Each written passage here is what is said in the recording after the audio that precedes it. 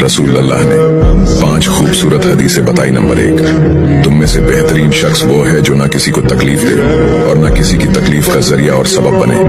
Number 2, जो शख्स दिन में 10 मरतबा सूरतुल इखलास पढ़ेगा, यानी कुल हु अल्लाहु अहद, ये पूरी सूरत पढ़ेगा, अल्लाह ताला जन्नत में उसके लिए महल बना देंगे।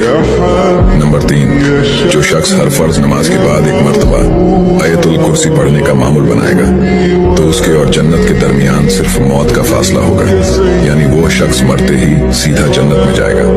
नंबर 5, जो शख्स घर से निकलते वक्त ये दुआ पढ़ेगा, बिस्मिल्लाहि तवक्कलतु अला अल्लाह ला हौला वला कुव्वता इल्ला बिल्लाह, तो अल्लाह ताला शैतान के शर से उसकी हिफाजत फरमा देता है और जिस काम को वो निकला अल्लाह ताला उसमें आसानी पैदा फरमा देता है।